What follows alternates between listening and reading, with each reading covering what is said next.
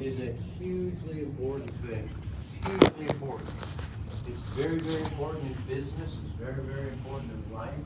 For what good reason? Why are goals very important? Very good. If I was a billionaire, I'd give you 5,000 for that. They give you direction.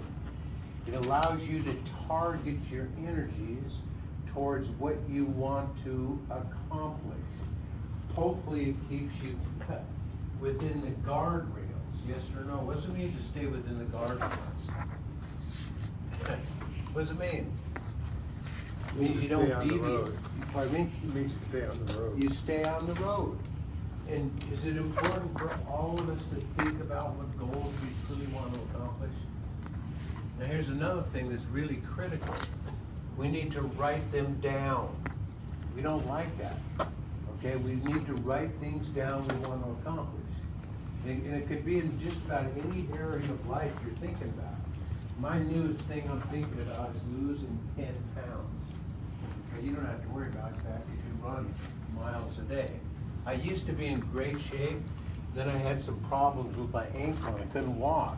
I'd have surgery on it. And when you don't move around much, okay, you don't move around much, what happens to you? You put on weight. You're incapacitated, you can't move, and so you kind of try to make yourself feel good, and what do? You eat things, right? Anyway, so that's my goal. And so, I write it down, I think about it, I go to the Y every day, I exercise, get on the scale and see if I'm making progress. Okay, but if I just said this, I want to lose some weight, I probably would never do it. But if I wrote down that I'm going to lose 10 pounds, every day I can measure progress towards that goal. Alright? And that's good for all of us. And so you want to think about it. And I'm going to tell you something. If you straight, like you're going like this, okay, you're here. Okay, this is where you are, that is your goal. Okay, now if you're going like that, and then you go like that, are you ever going to hit your goal? You're not. Do we always take, sometimes, not always, but sometimes, do we deviate from our goals? Yeah, we do. And in the business world, they'll talk extensively about budgeting, making a plan in terms of how you're going to accomplish your business goals, and then at the end of each year comparing what you did versus what you said you were going to do. And whenever there's not an equality, it's called management by the exception. We go and we look and see why we deviated from our plan. And then what happens after we study why we deviate? We try to fix it. We try to make corrections to get back on track. Okay, so anyway, that's true for business, it's true for us personally. Goals are very, very important because they guide your behavior. They direct your behavior towards what you truly want to do. Keyword there is what? Well, what you truly want to do. She just said two keywords. What you truly want to do. If you don't focus on what you truly want to do, what do you get? Nothing. Well, you get what you get. You just get whatever comes your way. And I told you, I lived like that until I was 18 years old, thinking I was always going to be a what? A kid. And then all of a sudden I wanted a kid anymore, and it dawned on me, I better try to get into the real world. It was a scary realization. Okay, I'm personal choice, your perspective, okay? And again, you have your own perspective. I have my own perspective. I listen to people talk, and I listen to people that work around me. I listen to a lot of people, and I see that a lot of people have a vastly different perspective than I have, okay? And that's just true of the human experience, okay? And so we probably, at least for me, I try to stay out of discussions about personal perspective. I just find that that's the best thing for me because I don't like confrontation. Okay, I don't like confrontation, and I know that a lot of personal beliefs are deeply held. Okay, what does that mean when I say they're deeply held? It means people will fight for them. They got them so, they believe them so strongly, they'll fight you to the death over them. So, anyway,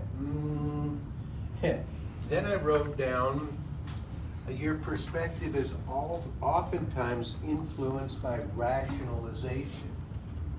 Okay? What does that word rationalization mean? What does it mean? It can be like the things around you, the people that talk to you, the people that teach you things, stuff like that. Yeah, yeah. In my mind, it means in your mind, you're trying to justify something. You're trying to rationalize it, okay? And we as human beings, we're really, really good at that. Okay, because we don't like this word. I'm gonna say a bad word. So if you don't like bad words, you better close your ears. The word is accountability. Okay, that's a terrible word. And we don't like that word. We don't like to be held accountable. Okay? But if we don't hold ourselves accountable, chances are someone else or some other institution will try to hold you accountable. Okay?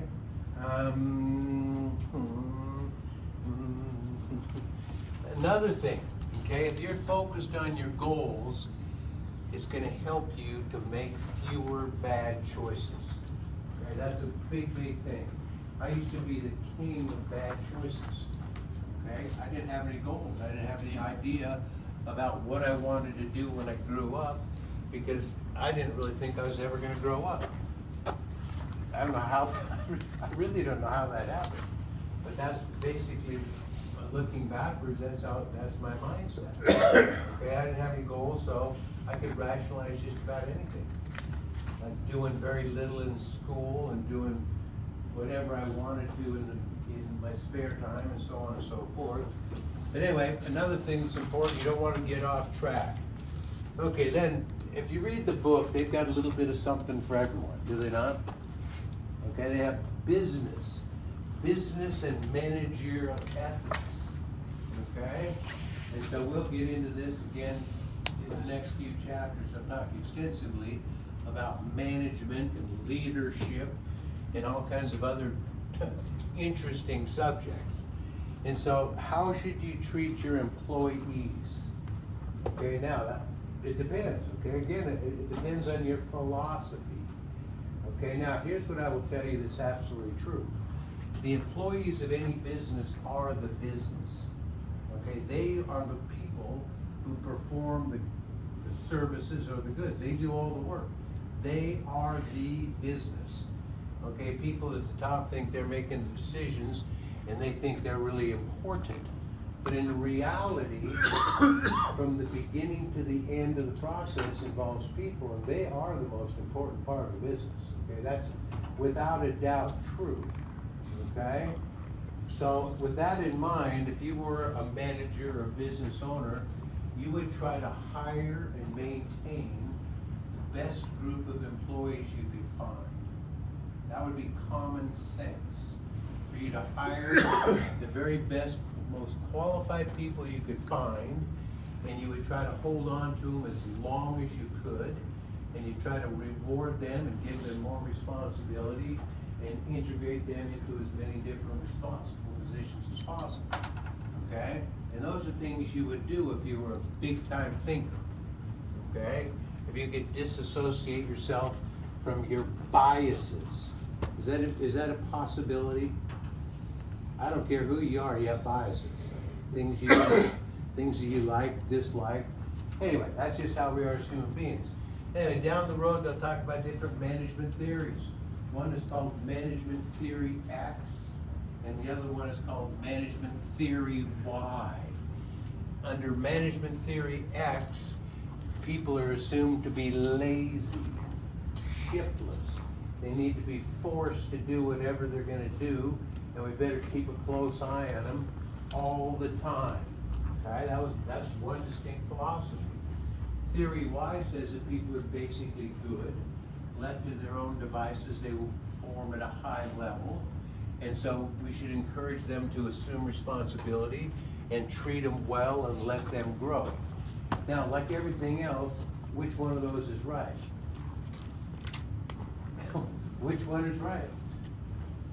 Why? You say why?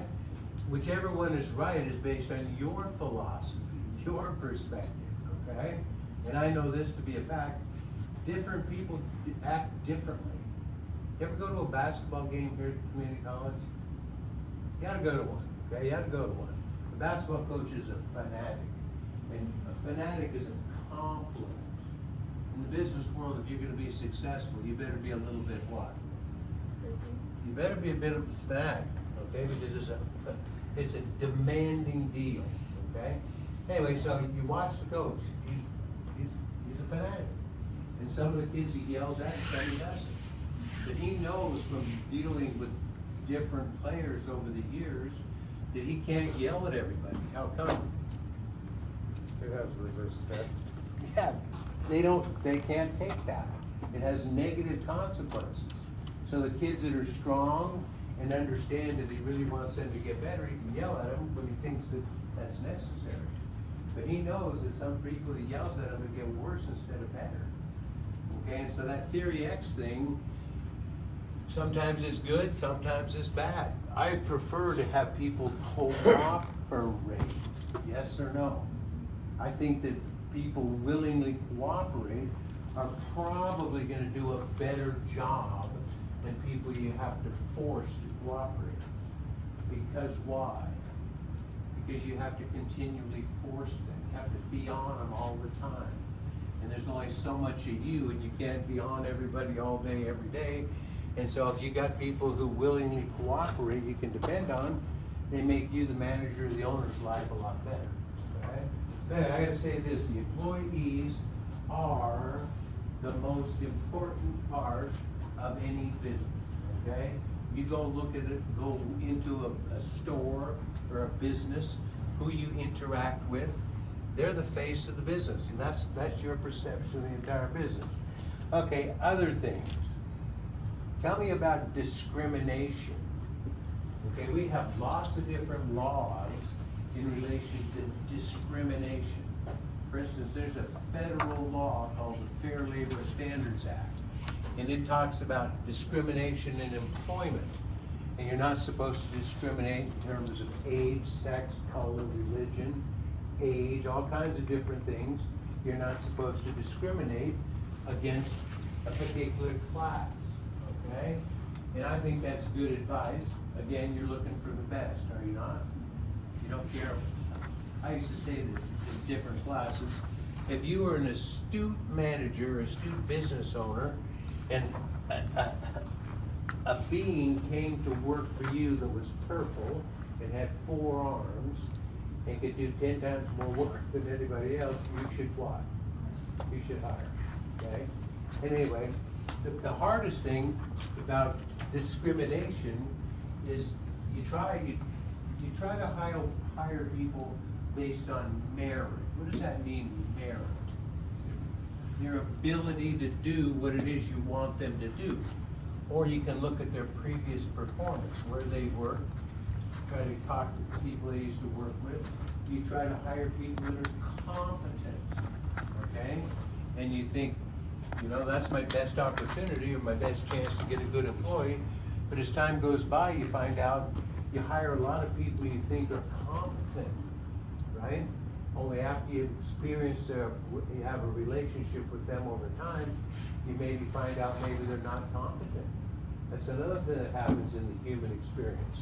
And now you're forced with what? What are you gonna do with that person? You're gonna try to change them? Okay? Are you gonna part company with them? Okay, you're gonna have to make a choice. And if you don't get along with them, you can see the person's not really that good at their job, you're doing them a favor if you encourage them to go somewhere else, yes or no? They'll be free from you, you'll be free from them, they're gonna be maybe doing what they wanna do. But anyway, discrimination, age, race, color. The age one is, I find personally interesting. The Age and Discrimination Act says anyone over 40 years old could bring a case if they suspect discrimination based on age, okay? Now here's something else, you combine that with this. All of us will be obsolete at some point in time, yes or no? Your skill set, if the world changes, your skill set may not be up to what's necessary in today's world, okay? And so you may be older than 40 years, and your skill set is not up to the job has changed, the environment has changed, and your skills don't match the new environment. That's gonna be big in that AI environment we're gonna go to. Anyway, so then a person loses their job, okay? And now, was that age discrimination? You're looking at the business, you're looking at the business, you're looking at the No, requirements. it's not at the skill discrimination. Pardon me? I said it's not, if they didn't keep, relevant in their skills. Well, and like I said, even if you try to keep your skills up, the world changes, and you could be obsolete without even trying. You know, just happens. Anyway, the point is this: these rules that talk about discrimination open business up to problems, lawsuits, and people who are inclined to have a lawsuit against an employer, they know the laws better than the employer. Okay, and so they're looking for a way that they can bring a suit against the employer for age discrimination, sex discrimination, or whatever, okay? And so anyway, I'm back to the golden rule. What does the golden rule say? Treat people how you would like to be what? Treated. That's always a good thing. But in the human experience, okay? The human experience, it's hard to treat everyone how they want to be treated. Okay, that's just the way it is. Okay, now something else. Businesses, they try to the best of their ability, especially the big ones. Okay, large corporations whose stock is publicly traded, meaning anyone who has money can buy it, anyone can sell it, they play monopoly, okay?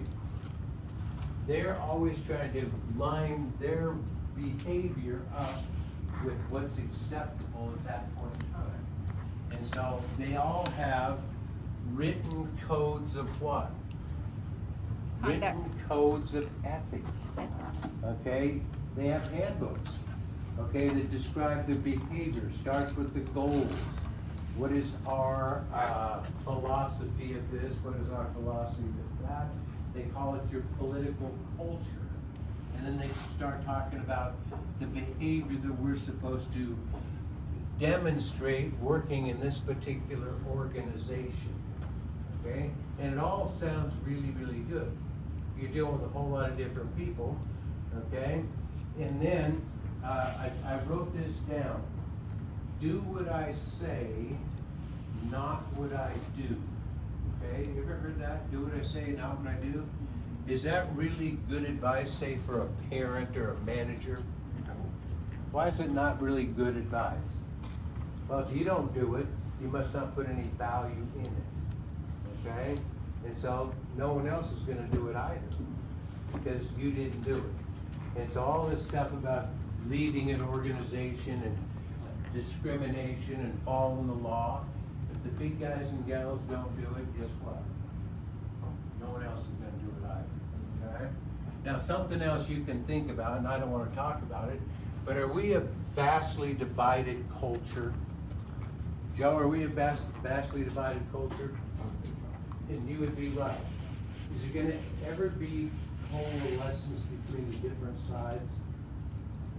Probably not. In the absence of a giant-sized catastrophe, if there was a giant-sized catastrophe, it would shake people up to the core. They may get back on track and see things relatively the same. Anyway, that's gonna be the nature of the beast in business. It's gonna be the nature of the beast in anything you do. Different perspectives, different values, different goals, different this, different that.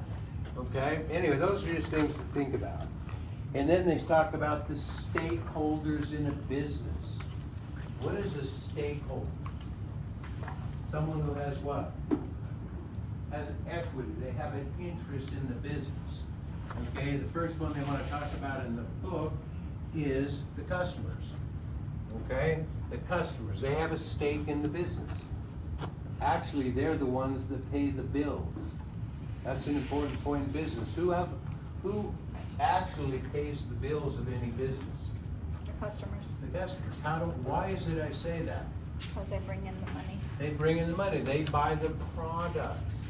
And so, how should you treat your customers? This is a no-brainer. How should you treat your customers? Politeness. You should treat them politely, you should treat them well. You should attend to their needs quickly.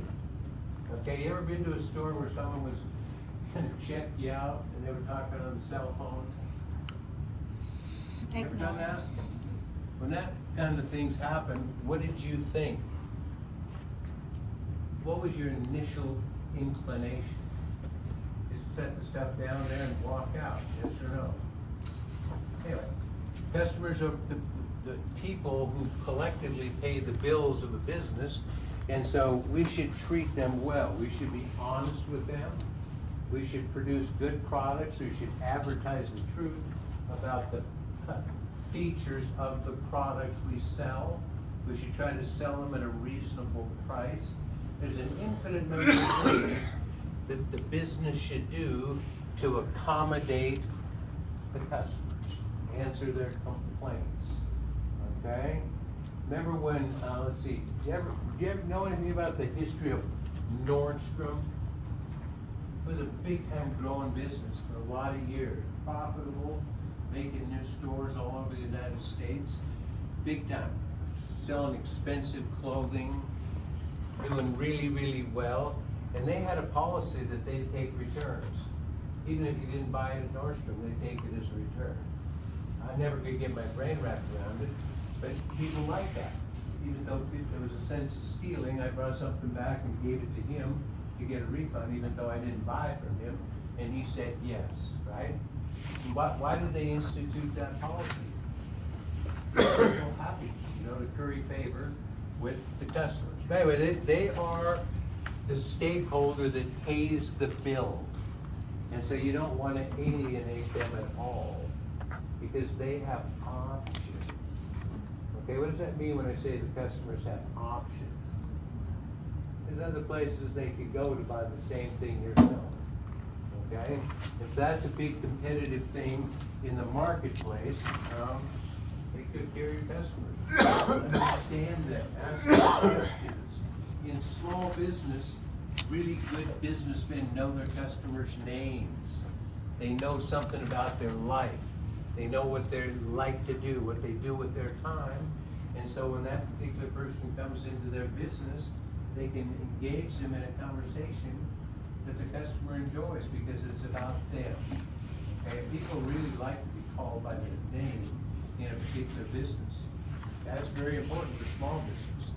Know your customer's name, know about them, right? And people go to great lengths to know about their customers. They send them birthday cards, Christmas cards, all kinds of things to make sure the customers know that they're important. Okay, then the next stakeholder are the employees. Okay, now, are the employees like a something to be used and abused and taken maximum advantage of? No. Some people have that philosophy. We'll use them as long as we can, we'll spit them out, we'll get a new group, and then go on down the road. But anyway, how should you treat your employees? How should you? Someone's got to have an idea. How should you treat them? With politeness and respect as if they were in your own family. Very good. Part of the team, yes or no? Treat them with respect, okay? Pay them as much as possible. That goes against the grain in a greedy, profit-motivated society. One of the largest expenses in any business is the wages, okay? And profit is defined to be revenue minus expenses. And so if you're motivated solely by profit, how much do you want to pay the employees? There you go, you're gonna pay them as little as you possibly can. Okay, and is that gonna make them happy? No, I talked to a young lad, he's getting older now. I saw him down there at the, used to be Albertsons, now is Safeway. I started talking to him and asked him if he still worked at this place. He worked there a long time, and he said, no, I don't work there anymore. I now work over here. And I say, why don't you work there anymore? He said, because they didn't treat me very well. They'd give me like a 10-cent raise once in a while, over long periods of time. They didn't pay me much. I was working real hard. I was taking good care of their property, doing a lot of things extra. And after a while, after several years, he just said, what? They don't appreciate it. I'm not gonna do that any longer. And he was sad he didn't do it what? Sooner. Okay, so That's a really big thing. Relationships between the management or the owners and the employees. And it's easy to talk about, but it's a hard thing to actually do because things happen. Real problems exist in people's lives. Like someone passes away, or there's a medical issue, or their car's broke down, or real things happen. Okay? And so sometimes if a manager or the owner becomes aware of the real things, they could be sympathetic to the other person's plight, yes or no? A lot of people are not sympathetic to the other people's plight, and so they have a tendency to part company. Now, that's a real interesting thing to think about, management, real big issue. And you remember in full well, who is the most important asset of any business? First the customers, Then the and then who? employees. Then the employees, okay? Not you, okay, not you, unless you happen to have a business, or you have a department to where you can do all the work yourself. If you had a business that didn't require any help, whatever happened to you didn't matter because you didn't need anybody. But if you, in fact, need some people to help you accomplish your goals in business, you're gonna have to learn how to treat them well, okay? That's important, easier said than what? Then done. Done, okay? Investors. Like I said, this book's big. We have sole proprietorships, we have partnerships, we have corporations, okay? In a sole proprietorship, there's one owner. Okay, one investor is in fact the owner. And more likely than not, that owner is there on the premises every day, keeping a close eye on their investment, and they're probably managing the business. The same probably could be said with a partnership. Okay, they're relatively small organizations. You can be there, you can manage them. When you get to be in the corporate level, we have many, many, many levels between the management of the corporation and the actual owners who are the stockholders. The stockholders buy stock in Apple Computer or NVIDIA or whatever Boeing company, DuPont, any one of those companies you're interested in, you can buy stock in it.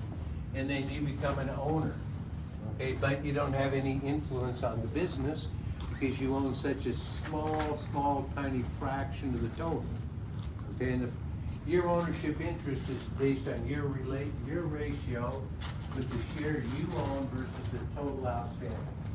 And so if you own 1,000 shares of Apple Computer stock, you'd be wealthy, okay? But if they had 1 billion shares outstanding, how important would you be? Pretty small. When they had issues, corporate decisions to make, they wouldn't call you on the telephone. Okay, but what are they responsible? Historically, people from times gone by said the business's only responsibility is to make a profit for the owners, to maximize their return on investment. I'm telling you, that used to be the philosophy. Okay, they part company with their money, they own stock in your business you manage, and what's your obligation? To generate as much income as what? As possible, okay? And I'm not gonna say income's not important, because that's what drives the business, that's what drives all the activity. And then we remember this, who's entitled to the income of any business? The owners. And what are the possibilities the owners can do with the income? They can draw it out, or they can leave it in the business to grow the business. In your business, you can draw your money out whenever you want to. It's yours, you can draw it out, no questions asked. In the corporation, large businesses, the board of directors has to declare a dividend. And so if the corporation's in growth mode, their goal is to grow. You want to get bigger. They probably won't pay much in the way of dividends. How come? Because they want to keep all the money they earn back in the business to grow the business. For instance, Microsoft didn't pay even a penny of dividends up until somewhere around 2016 or 17. They were in operation as a public trade corporation since 1984, and between 1984 and 2016, they didn't pay out any dividends, but they were hugely profitable. The stock price went up, split, stock dividends went up, split. They were hugely profitable, but they didn't pay any dividends. How come? Because they were growing. Okay, they were financing their growth internally, which is the least risky way to grow a business. You can grow a business by borrowing money. What happens if you borrow money? You promise to pay back what? Interest and principal. Okay, your creditors, you don't pay them, you're in a world of hurt. You can sell additional shares of stock, or you can retain the money. Okay, but you have an obligation to your stockholders, okay, to have viable financial data. That means you're not cooking the what? The books. You're not cooking the books. You're disclosing the truth about the business, okay? You're operating within the law, inside the law. You're not deviating from the law. You're not criminal.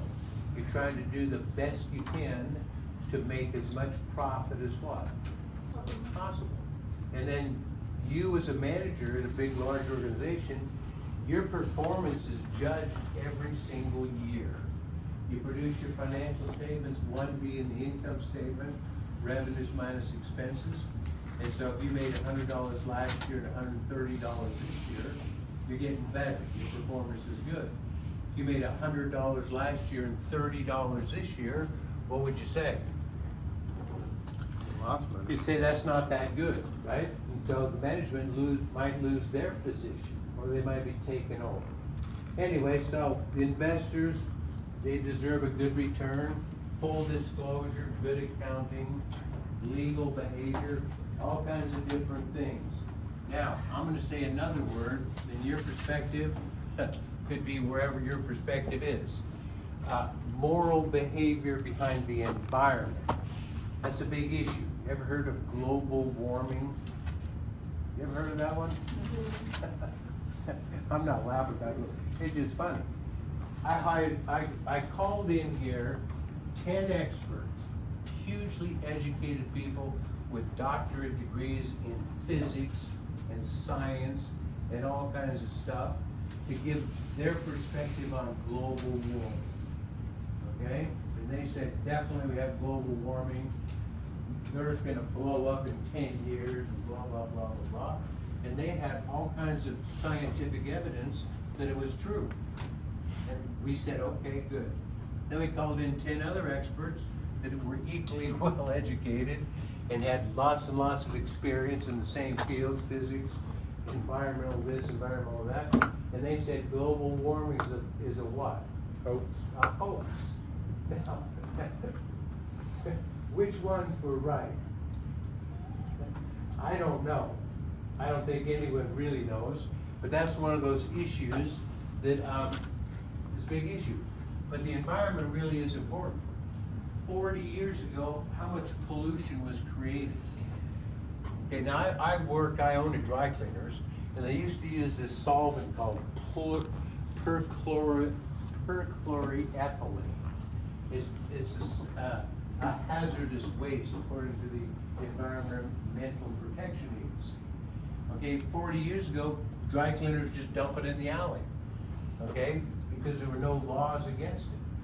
Gas stations, what did gas stations do with the oil? When they changed the oil, what did they do with it? Poured it out back. Anyway, they did whatever they wanted to because the perception was the environment was free, meaning there was no cost associated with the pollutants you were entering into the environment. But as people got smarter, they figured out that those weren't probably good practices. And so now we have regulations about polluting. And I would say that's a good thing. I remember reading something a number of years ago about a river in the south that caught on fire. Okay, how could a river ever catch on fire? It was full of pollutants like oil or something like that. and it caught on fire and they couldn't hardly put it out, okay? Anyway, I don't think anyone could argue about polluting Mother Earth, as it's not a good idea. You would agree with that, okay? This is people maybe don't like it so much because it increases their costs in a lot of different respects, but it's a good idea. And so if you know that whatever you're doing is polluting the environment, you're not being very moral.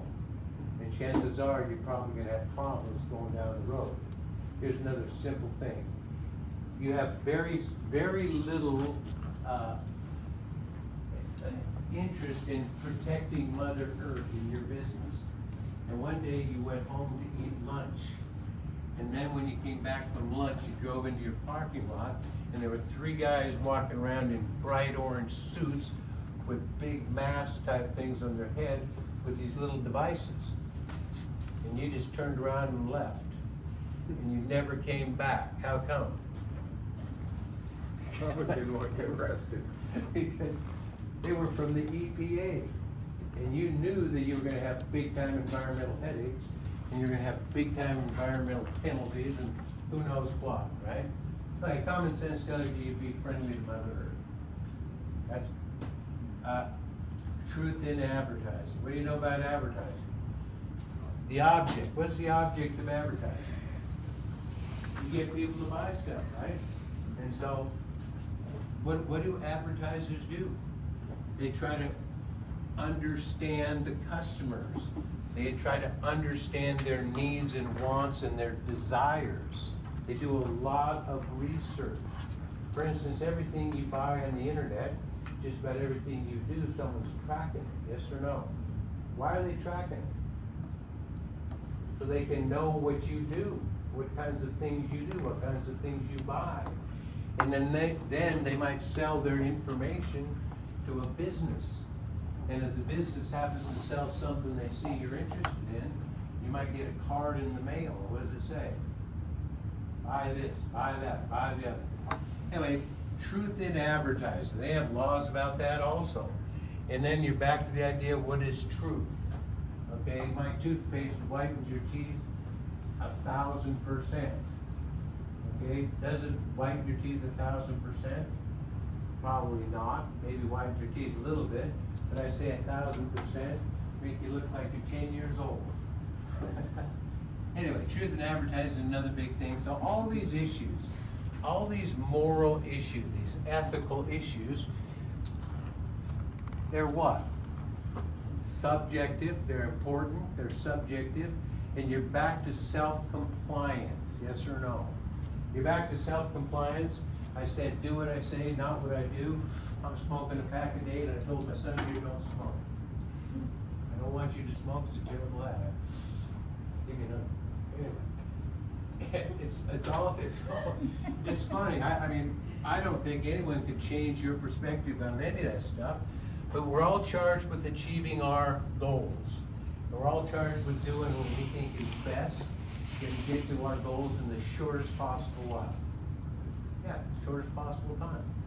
Anyway, all those things are important. And so I'm still thinking about business. What's the object of business? To make what? A profit, okay?